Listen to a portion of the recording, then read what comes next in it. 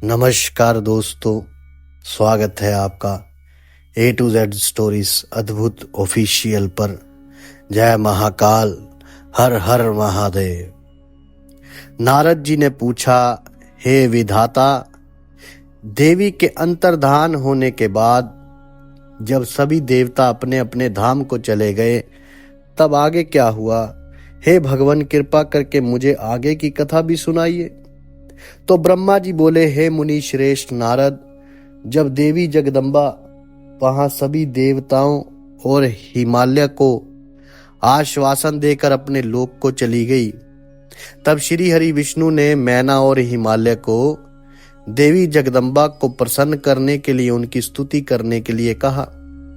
साथ ही देवी का भक्ति पूर्वक चिंतन करने और उनकी भक्ति भावना से तपस्या करने का उपदेश देकर सभी देवताओं सहित विष्णु जी भी अपने बैकुंठ लोक को चले गए। तत्पश्चात मैना और हिमालय दोनों सदैव देवी जगदम्बा के अमृतमय और कल्याणमय स्वरूप का चिंतन करते और उनकी आराधना में ही मगन रहते थे।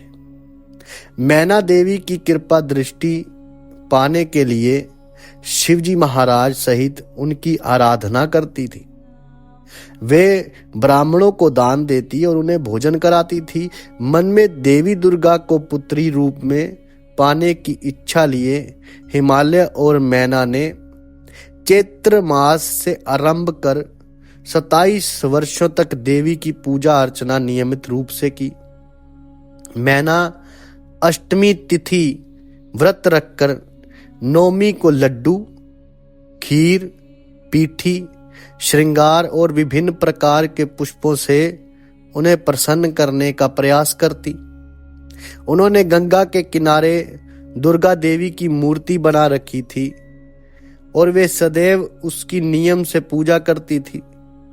मैना देवी की निराहार रहकर पूजा करती, कभी जल पीकर कभी हवा से ही व्रत को पूरा करती। 27 वर्षों तक नियम पूर्वक भक्ति भावना से जगदम्बा दुर्गा की आराधना करने के पश्चात वे प्रसन्न हो गई। तब देवी जगदम्बा ने मैना और हिमालय को अपने साक्षात दर्शन दिए। देवी जगदम्बा बोली, हे गिरिराज हिमालय और महारानी मैना, मैं तुम दोनों की तपस्या से बहुत प्रसन्न हूं, इसलिए जो तुम्हारी इच्छा हो वे वरदान मांग सकते हो। हे हिमालय प्रिय मैना, तुम्हारी तपस्या और व्रत से मुझे बड़ी प्रसन्नता हुई है, इसलिए मैं तुम्हें मनोवांछित फल प्रदान करूंगी। सो जो इच्छा हो कहो। तब मैना देवी दुर्गा को भक्ति भावना से प्रणाम करके बोली, देवी जगदम्बिके, आपके प्रत्यक्ष दर्शन करके मैं धन्य हो गई हूं। हे देवी, मैं आपका स्वरूप को प्रणाम करती हूं। हे माते, हम पर प्रसन्न होइए। मैना के वचनों को सुनकर देवी दुर्गा को बहुत संतोष हुआ और उन्होंने मैना को गले से लगा लिया। देवी के गले लगते ही मैना को ज्ञान की प्राप्ति हो गई। तब वे देवी जगदम्बा से कहने लगी, इस जगत को धारण करने वाली, लोकों का पालन करने वाली तथा मनवांछित फलों को देने वाली देवी, मैं आपको प्रणाम करती हूँ। आप ही इस जगत में आनंद का संचार करती हैं। आप ही माया है, आप ही योग निद्रा है।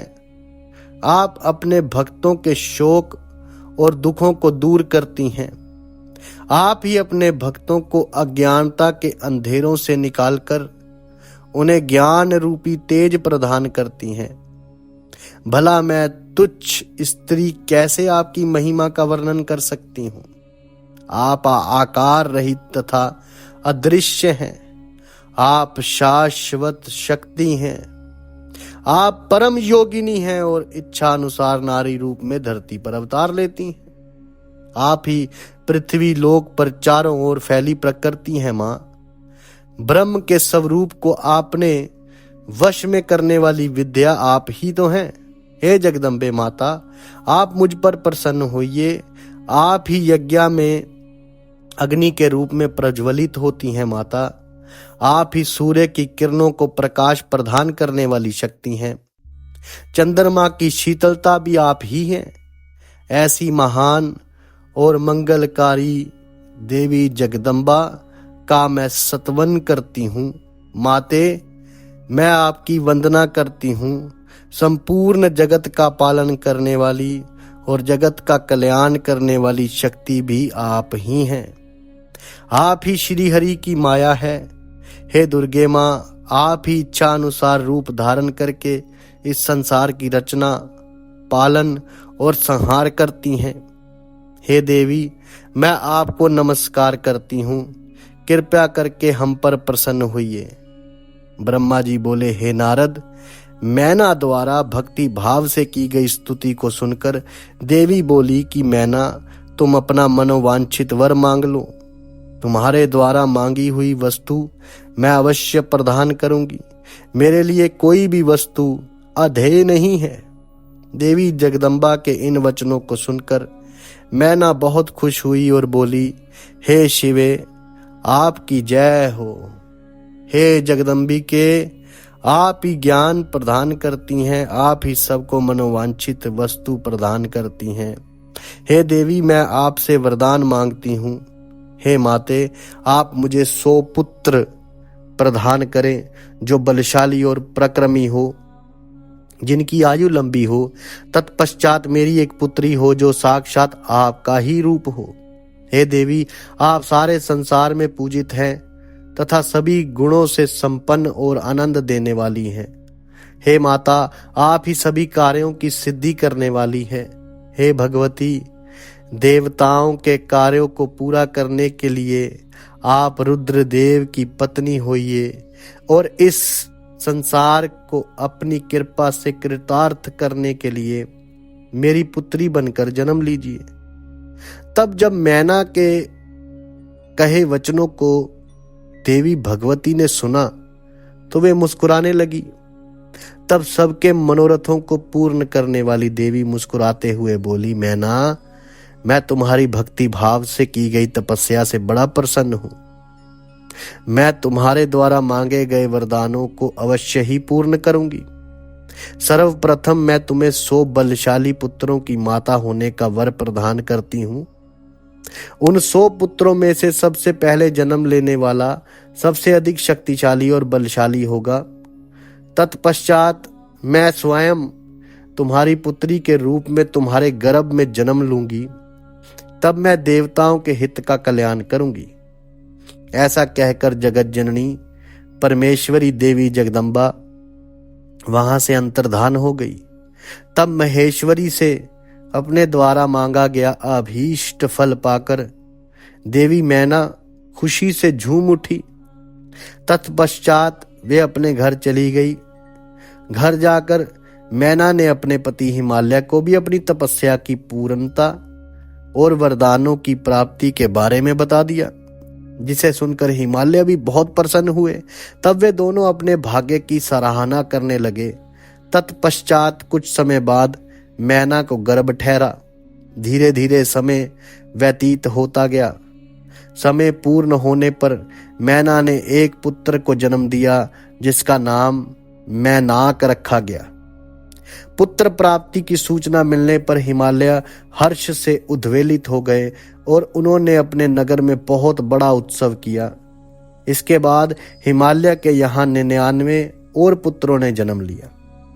100 पुत्रों में मैनाक जो था वे सबसे बड़ा और बलशाली था। उसका विवाह नाग कन्याओं से हुआ।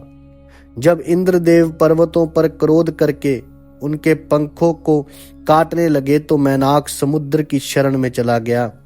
उस समय पवन देव ने इस कार्य में मैनाक की सहायता की। वहां उसकी समुद्र से मित्रता हो गई। मैनाक पर्वत ही अपने बाद प्रकटे सभी पर्वतों में पर्वत राज कहलाता है।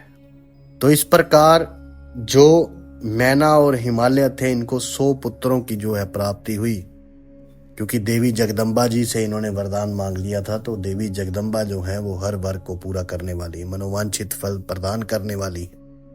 जय जगदम्बे, जय महाकाल, हर हर महादेव। साधु संत फकीर गुरु रहबरों की सदा ही जय जयकार। जल्दी मिलते हैं अगली वीडियो में, जहां हम बात करेंगे माता पार्वती जी के जन्म की। तब तक के लिए आप सबका धन्यवाद। आप सबके भीतर बसे उस परमात्मा को मेरा प्रणाम।